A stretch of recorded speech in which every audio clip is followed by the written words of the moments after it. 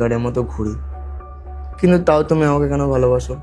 আর তার উপর তোমার বর এত বড় বাড়ি, এতগুলো গাড়ি, আর তার উপর তোমাকে এত দামি দামি ব্র্যান্ডের জামা কাপড় কিনে দেয়, এত এত শপিং করায়। তুমি হয়তো আমার কথাটা ঠিক এখনো বুঝতে পারোনি। আমি যে এক্ষুনি বললাম না, তুমি বললে তোমার বর সারাক্ষণ তোমার পিছনে পিছনে ঘুরে বেড়ায়। আমার বর যদি সত্যি আমার পিছনে ঘুরে বেড়াতো না, তাহলে তুমি এখানে বসে থাকতে পারতে না। আর তুমি যেটা বললে না, আমার বর বড়লোক, হ্যাঁ সত্যি আমার বর অনেক বড়লোক।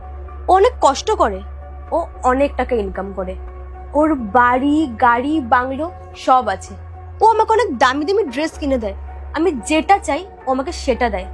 কিন্তু ও আমাকে যেটা দেয় না সেটা হচ্ছে সময়। আর একটা ওয়াইফ তার হাজবেন্ডের থেকে যেটা চায় সেটা হচ্ছে সময় আর অ্যাটেনশন।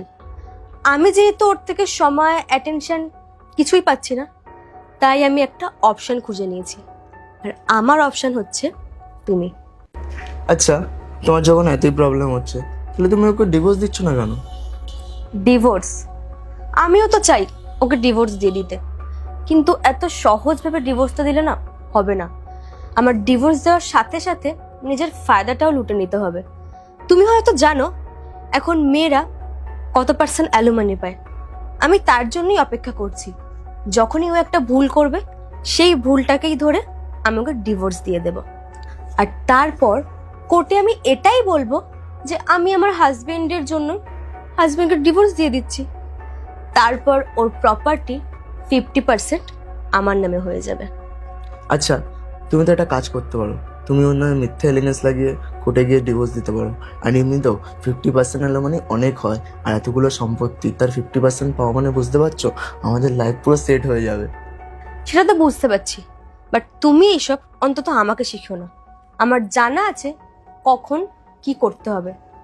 আমি যেমন আমার বর চলে যাওয়ার সুযোগটা নিয়ে তোমাকে আমি রুমে ডেকেছি, তেমনি আমার বরের সুযোগটা নিয়েই আমার বরকে আমি ডিভোর্স দিয়ে দেবো।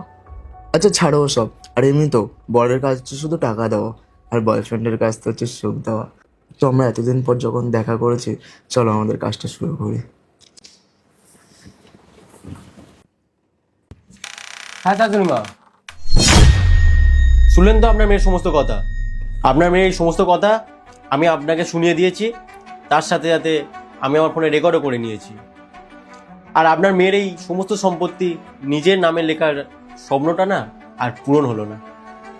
আর সে যদি ডিভোর্সের সময় কোনো রকম সমস্যা তৈরি করে, তাহলে তার প্রমাণ তো আমার ফোনেই আছে। শাশুড়িমা, আপনার মেয়েকে আমি